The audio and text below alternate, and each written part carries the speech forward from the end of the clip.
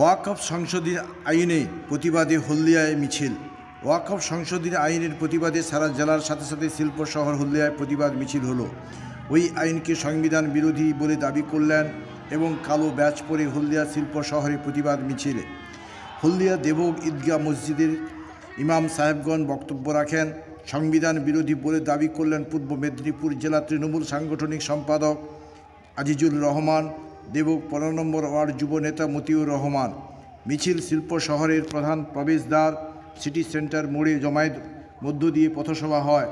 হলদিয়া বাবাজি বাসা থেকে প্রায় 3 কিলোমিটার মিছিল সহকারে সিটি সেন্টারে উপস্থিত হন। ওয়াকফ সংশোধনী আইনের প্রতিবাদে সকল বক্তাগণ বক্তব্য রাখেন। প্রতিবাদ মিছিলকে কেন্দ্র করে কোনো অপ্রীতিকর ঘটনা না ঘটে সেই জন্য পুলিশের কড়া নজরদারি ছিল। ওয়াকফ সংশোধনী আইনি প্রত্যাহার না করা হলে আগামী দিনে বড় আন্দোলন নামার হুঁশিয়ারি দিলেন আজকের এই প্রতিবাদ সভা থেকে।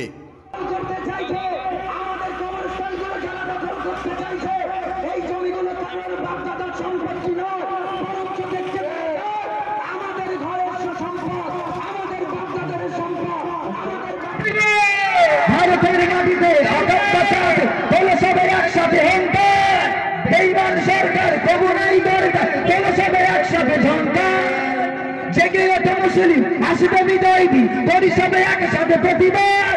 আমাদের ইচ্ছা বাতিলের পিছিয়ে পড়ে হবে উপকার। জেগে ওঠে মুসলিম আসবে বিজয় দিন, করি সবাই একসাথে প্রতিবাদ। আমাদের ইচ্ছা বাতিলের পিছিয়ে পড়ে হবে উপকার।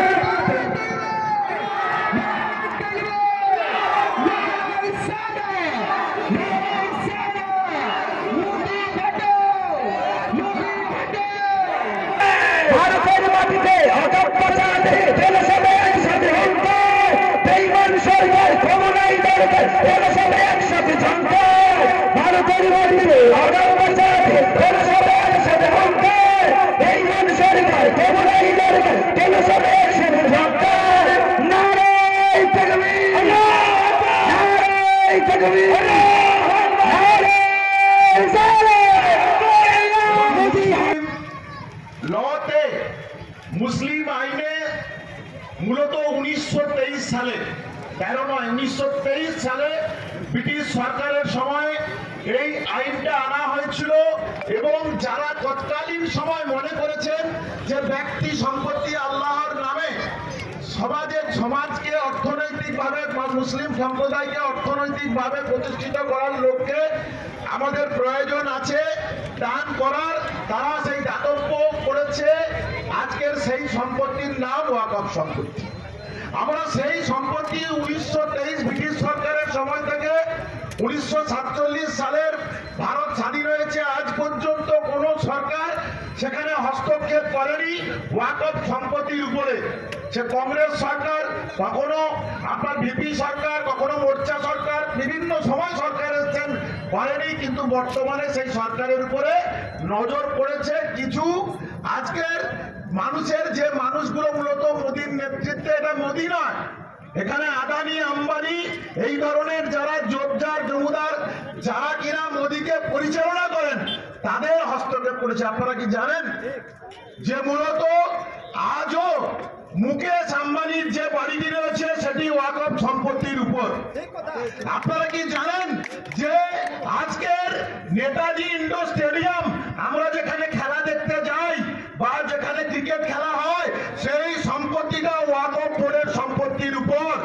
আপনারা কি জানেন মোহনবাগান ইস্ট বেঙ্গলের যে মাঠ সেটি ওয়াকফ সম্পত্তির উপর? আপনার ফোর্ট উইলিয়াম অর্থাৎ ভারতীয় সেনা যেখানে থাকে সেটি ওয়াকফ সম্পত্তির উপর। মূলত সেই সম্পত্তির জন্য ওয়াকফ বোর্ডকে ভাড়া দিতে হয়। সেই সম্পত্তি যাতে করে সরকার হস্তক্ষেপ এই জন্য করতে চাইছেন যে যাতে করে সেই সম্পত্তি সরকার নিয়ে আদানি আম্বানিদেরকে ব্যবসা করার সুযোগ করে দেন, তারা যাতে করে ব্যবসা করে নেন। সেক্ষেত্রে আপনাদের অনুরোধ করছি, আমাদের এখানে ইমাম আছেন, গান্ধীনগর জামে মসজিদের আছেন, আমাদের সিটি সেন্টার জামে মসজিদের সেলিম সাহেব আছেন, আমাদের দিঘাশিপুরের আছেন, আমাদের পাশাপাশি মসজিদের ইমামরা আছেন, এছাড়া ভাই সেলিম আছে, মতি আছে, আব্দুল আছে, হান্নান বাবু, অনেকে আপনারা আছেন। মূলত আপনাদেরকে একটা অনুরোধ করব, আমাদের সম্পত্তি বাঁচানো আমাদের দায়িত্ব। আমরা নিঃসন্দেহে সেটা বাঁচানোর জন্য যে পর্যন্ত যেতে হয় সে পর্যন্ত যাব। আমাদের মালের থেকে, জানের থেকে আমাদের সম্মানের মূল্যটা বেশি, আমাদের এই সম্পত্তির মূল্য বেশি।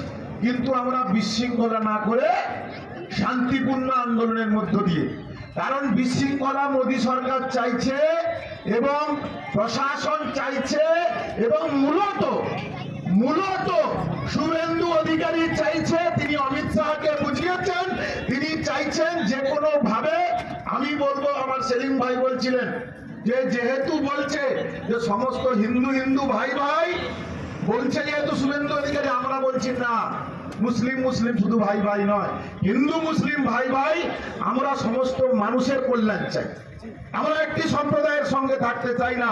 আমরা যখন ভারতবর্ষ স্বাধীনতার সময় যখন কিনা 3 ভাগে বিভক্ত হয়েছিল, বাংলাদেশ, পাকিস্তান এবং ভারতবর্ষ, আমরা ভারতবর্ষকে বেছে নিয়েছিলাম আমাদের বাসস্থান হিসেবে।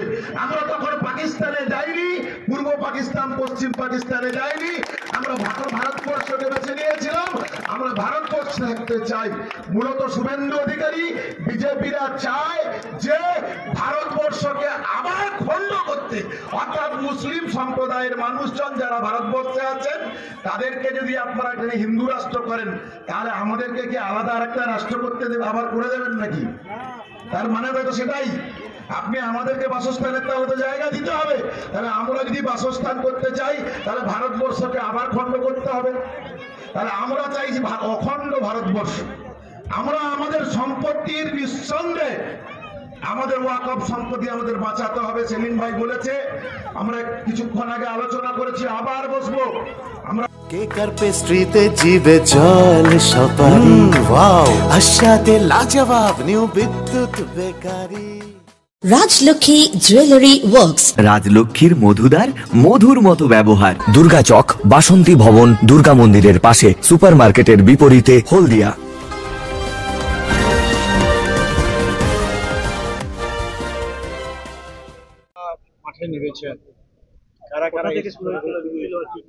আমরা সুকান্ত কলোনি, গান্ধী কলোনি ও ভবানীপুর, রানীচক, ক্ষুদিরাম কলোনি, 4টে কলোনি মিলে আজকের হলদিয়ার মুসলিম সমাজ এক হও, সেই হিসাবে আমরা একটা ডাক দিয়েছিলাম।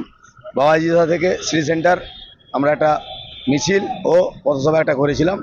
তো 10টা থেকে শুরু করেছি, 11:30 শেষ করেছি। এসেছিল আমাদের প্রত্যেকটা মসজিদের পেশ ইমাম ও আমাদের সরকার, কেন্দ্র সরকার যে আইনটা পাস করেছে, এই আইনটা আমরা কখনো মুসলিম সমাজ আমরা মেনে নিতে বাধ্য নয়। কারণ আমাদের সম্পত্তি, আমাদের পূর্বপুরুষ সম্পত্তি দিয়ে গেছে আমাদের মুসলিমদের নামে, সেই সম্পত্তি কেন্দ্র সরকার নিজের দায়িত্ব নিতে যাচ্ছে, এটা আমরা কখনো মেনে নিতে পারবো না। আমার নাম মতিউল ইসলাম, এই সুকান্ত কলোনি আমার বাড়ি। মূলত আমরা একত্রিত হয়েছি আমাদের বিভিন্ন এলাকা থেকে, সুকান্ত কলোনি থেকে শুরু করে দেবভোগ, আমাদের ক্ষুদিরাম, ভবানীপুর কিছু মানুষজন আমরা এসে একত্রিত হয়েছি। আমরা সেই বাবাজি বাসা থেকে সিটি সেন্টার এই সংলগ্ন ময়দানে আপনার এই মাথায় আমরা দাঁড়িয়ে কিছুক্ষণ আমরা আলোচনা করেছি। তার প্রধান এবং মূল কথা হচ্ছে অক্ষ বিলের বিরুদ্ধে আমরা প্রত্যাহার জানিয়েছি। কারণ এই কালা আইন আমরা মানছি না, মানবো না। এটা আমাদের পূর্বপুরুষের সম্পত্তি, সেই সম্পত্তিতে আমরা হস্তক্ষেপ করতে দেব না। এটা আমাদের পূর্বপুরুষের সম্পত্তি, এটা আমাদের মসজিদ, আমাদের মাদ্রাসা, আমাদের মক্তব, আমাদের খানকা, আমাদের ঈদগাহ, এটা আমাদের থেকে কেড়ে নেবার একটা চক্রান্ত চলছে। তাই আমরা সেই আইনের বিরুদ্ধে প্রত্যাহার জানাচ্ছি। আমরা ঘৃণা করছি মন থেকে এই আইনটাকে, যাতে আমরা এই আইনটা কেন্দ্র সরকার যারা পার্লামেন্টে বসে আছেন, মোদী সরকার থেকে শুরু করে অমিত শাহ, তারা যেন আইনটাকে ফিরিয়ে নেয়, সেই দাবি নিয়ে আমরা এখানে এসেছিলাম। আমাদের আরো অন্যান্য নেতৃত্বরা তেনারা আছেন, তেনারা বলবেন, আমি সংক্ষিপ্ত করছি।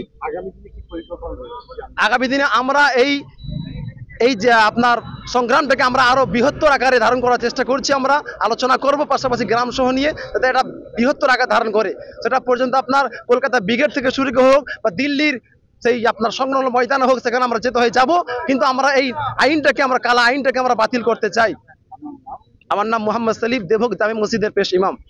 দাবি, আমরা হিন্দু মুসলমান একসাথে ভাই ভাই হিসেবে থাকতে চাই।